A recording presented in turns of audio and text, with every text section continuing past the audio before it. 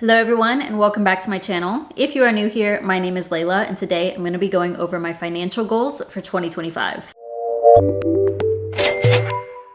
Goals have always been a huge part of my life, and even if I didn't achieve some of the goals that I've set in the year, in the quarter, in the month, whatever it may be, I'm always progressing. So in all areas of life, I do set goals on an annual basis. You can set goals at any point in the year, but of course, since we're going into the new year, this is the perfect time to kind of refresh things and set goals for all of 2025. And that's something that I just do on an annual basis anyway. They do give you something to work towards, so I definitely recommend setting some goals for the year if you haven't already, specifically around finances, because with financial goals, it's kind of easy to set them. You can kind of see where you're at and it's just numbers based. So if you want to share your financial goals for 2025, please comment those down below. As for myself, this is going to include my major business goals because that closely relates to my financial goals. So the business goals that I set really determine the financial goals that I can achieve. So I'll kind of break it down in that order, starting with the business and then down to the specific numbers that I would like to hit as far as like investments and savings, that sort of thing. As many of y'all know, I did quit my job earlier in 2024. So 2025 is going to be the first full year of actually being self-employed, and I am planning on continuing to be self-employed for the whole year. So obviously that does change things for me a little bit, because in the past when I had a 9-to-5 job, I was like, I can absolutely hit this because of the money that I was making from my job. Like it was guaranteed money coming in. But going into 2025, I don't really know what to expect. I am just going to try my best to hit these goals, and I'm super motivated to do so. Like I just am so excited about all things with business and even with my finances. And before I tell y'all all my goals, I do want to give a big thank you to Mint Mobile for partnering with me for this video. If you've been looking for areas in your life to save money, a great place to start is your phone plan. And I highly recommend Mint Mobile because you can get premium wireless for as low as $15 per month. They do have a limited time promotion going on right now, which I will talk about. But if you are in the market searching for a new phone plan to save some money, I would really appreciate if you do use my Mint Mobile link specifically in order to support all of these goals that I'm going to be talking about. My link is mintmobile.com/debtoverit. That's also linked down below in my description box. And with all Mint Mobile plans, you get unlimited talk and text, high quality speed, data, and coverage. You get access to 5G. You get access to a mobile hotspot. You can keep your same phone and you can keep your same phone number. Making the switch is also very easy. Like I said, my link is mintmobile.com/debtoverit. From there, you will enter in a little bit of information about yourself. You will also put in what phone you have, and you can determine if your phone is eSIM compatible. If your phone is eSIM compatible, you can set things up within a few minutes, right from the comfort of your home.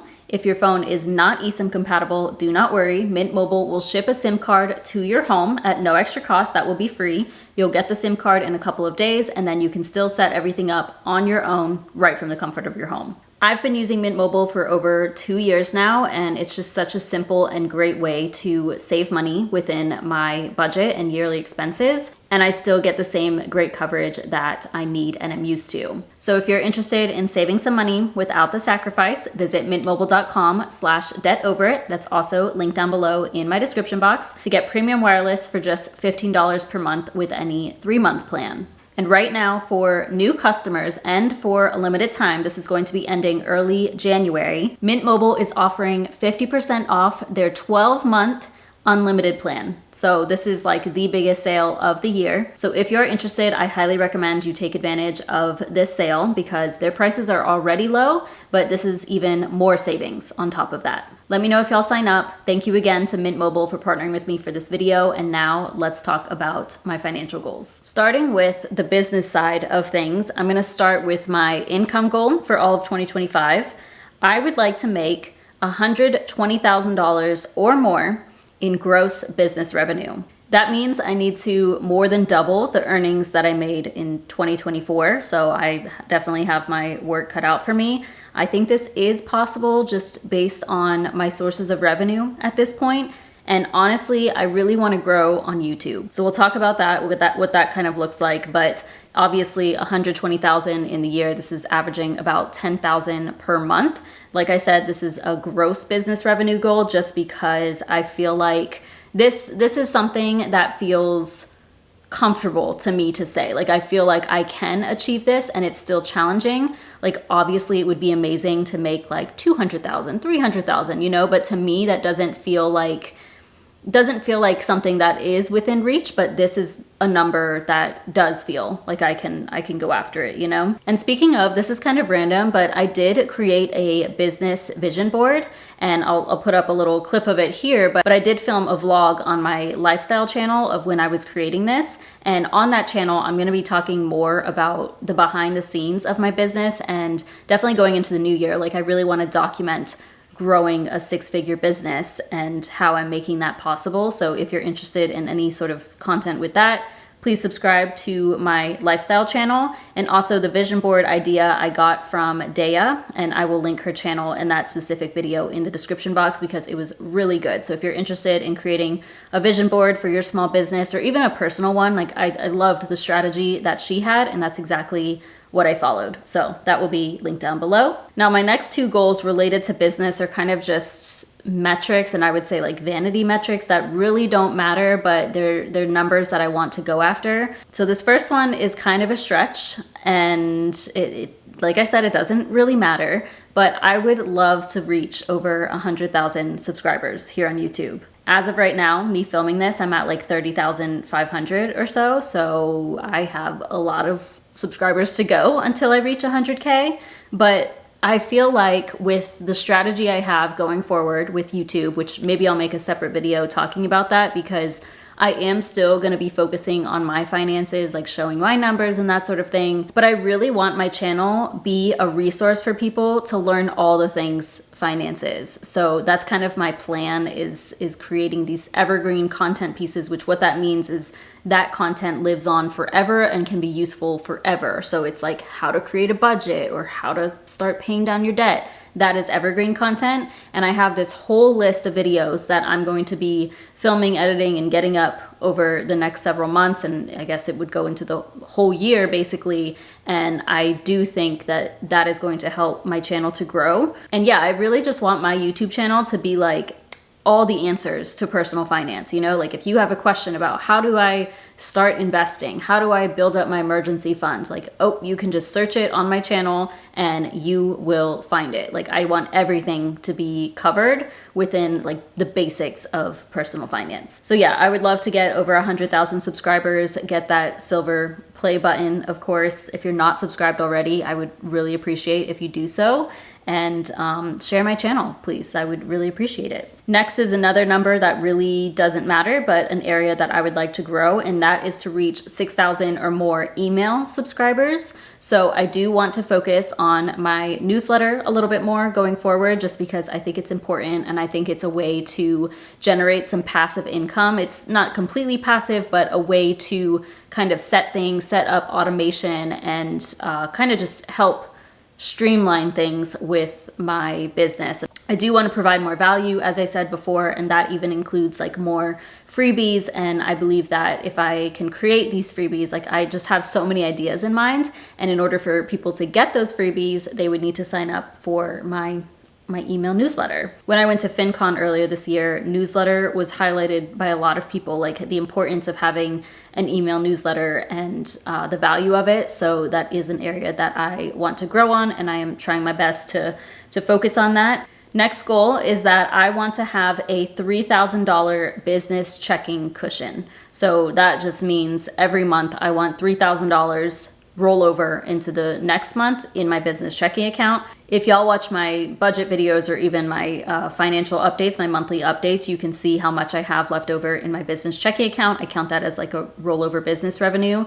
And at this point, it's usually 1,000 something, but I do want to have a pretty solid cushion, $3,000, so that if I do have lower income months, I can pull from that cushion if necessary. So really at any time, I want my business checking account to be over 3,000, so more like 4,000, 4,500, so that I can feel comfortable always taking payroll from that. I also think that would make my budgeting much easier, because then I can basically be a month ahead. And I know that right now I could do that. Like I could pull from my emergency fund and just fill that up with 3,000 in my business checking account, but I don't want to do that. Like I slowly want to get to this point.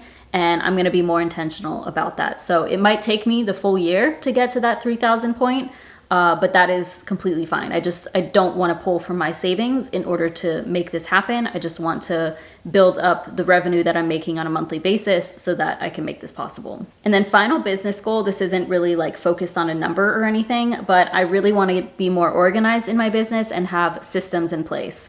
And what I mean by this is I know that January moving forward, I'm going to have themed days, and I know that I need to put more boundaries in place when it comes to my business because I don't do that very well right now. And these are things that I'm hoping to show on my lifestyle channel when I'm vlogging my weeks and that sort of thing. But I know that as of right now, Monday, Tuesdays are when I will have client calls. Like basically I'll be available from 10 a.m. until 9 p.m. For the last year, I've just been available Monday. I always block my Fridays. Sometimes I'll take client calls on Fridays, but it just depends on the situation. But in the past, I've always been open Monday through Thursday, and that includes until 9 p.m. So what that leads to is a lot of context switching. So I'll have like a client call, but I need to film, but I need to write, but I need to do this, but I need to do this. And so I end up being really disorganized with everything and getting distracted. And I find that I'm not able to do as much deep work because I'm just spread out all over the place. But Monday, Tuesdays will be dedicated to clients. So that's going to be client calls, discovery calls, writing client summaries, working on things with coaching, that sort of thing. And those, of course, will also be the only 2 days that I am available in the evenings because I know and understand that a lot of my clients work full-time jobs and they need to be able to speak with me after 5 p.m. Eastern time. So I want to still have that availability, and I think I'll have no problem with that. And then Wednesday, Thursday will be for YouTube, basically. So it's going to be filming, editing, planning content, writing scripts if I need to. I've actually already started this for December, and I just really, really love it. So I've been much more organized already, and it's helped clear up things a lot in my head, because then I know, oh, I don't have to worry about a client call and rush my filming, that sort of thing. Like I just have dedicated days for each of these things, and it's already helping. And then Friday will be content days. So going forward, I probably won't be posting on LinkedIn much. So as of lately, I've been posting every weekday on LinkedIn, and it's just, to me, not worth it. I don't really enjoy it, and I just don't think it's necessary. So I'll probably stop that going into the new year, but I may post, 1 to 2 times a week. So that will be something that I'll work on Fridays.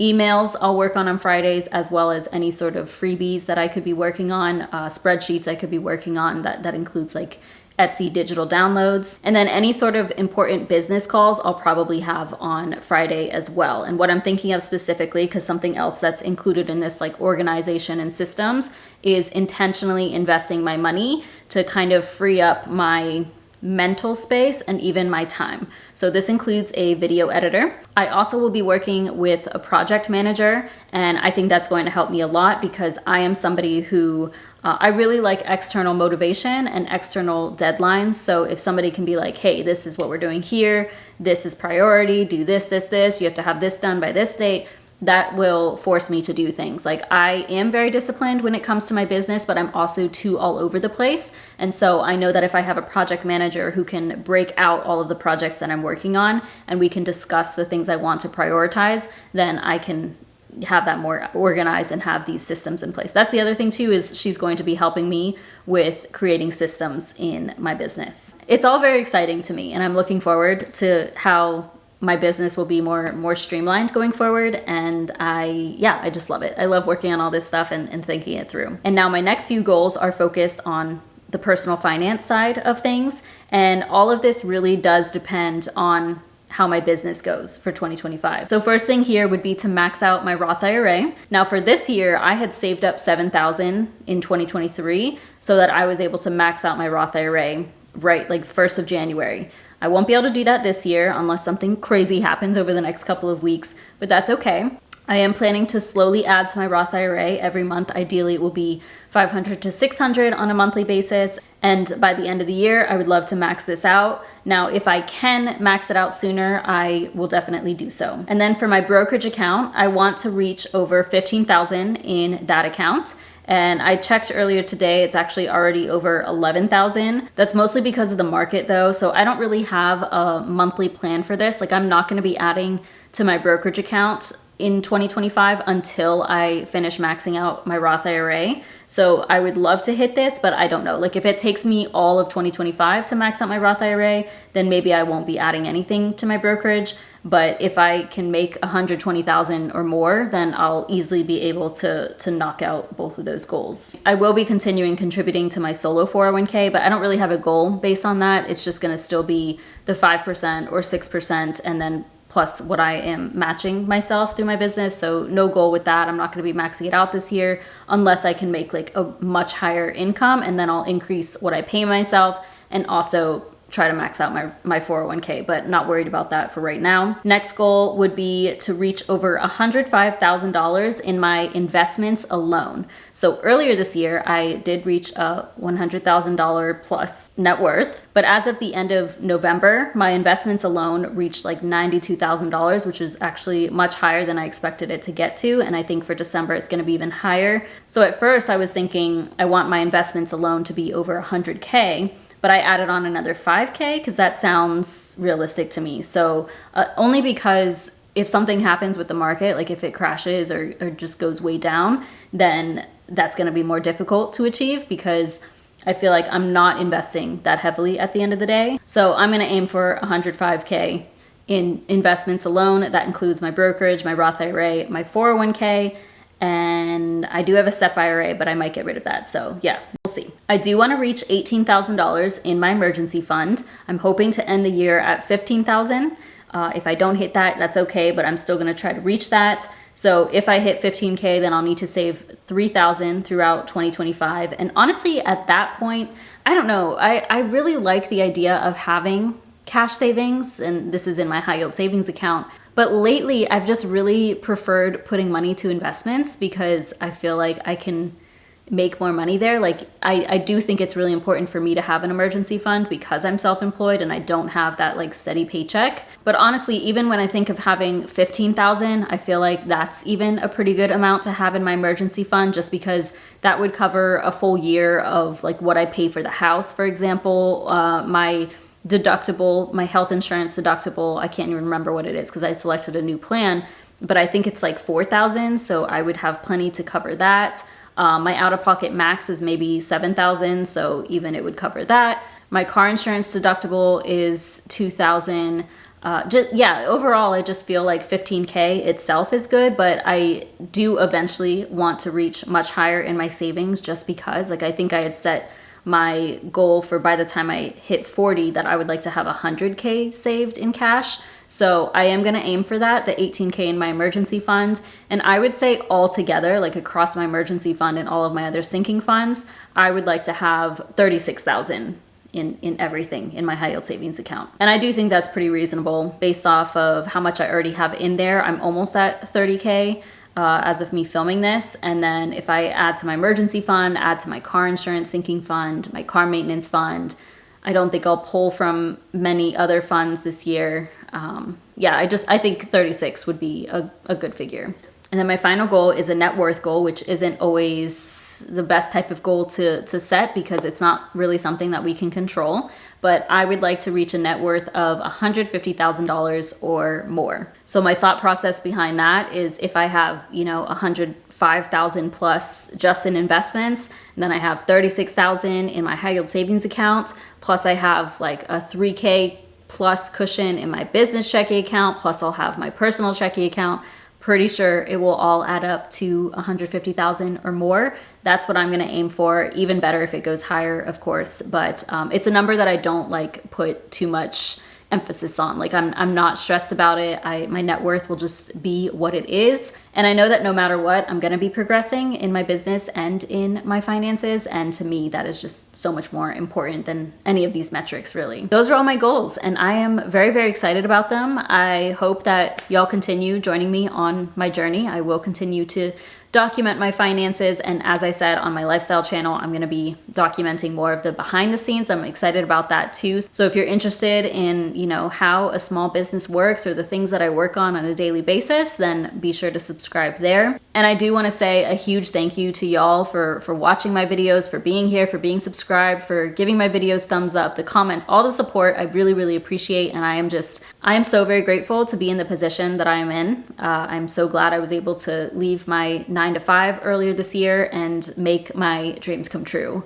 I know there are still some people who maybe are not as motivated by my numbers because I'm not investing as much, or they feel like I'm not relatable because I left my job. But just know that I am very, very happy now, and I am literally I'm living in a dream world at this point. Like, I, on a daily basis, am doing things that I want to do and have always worked for. Y'all are a huge part of making all of this possible, and your support is so valuable. Like, I can't even explain. Like, y'all are super motivating for me and encouraging, and a big part of why I continue to do what I am doing. So thank you so, so much. Please comment down below your financial goals for 2025. I love talking about goals. I love hearing other people's goals. I think it's really exciting. So I would love to hear them. Let me know if y'all have any questions, but otherwise, please give this video a thumbs up, subscribe if you haven't already, and I'll see you in my next one.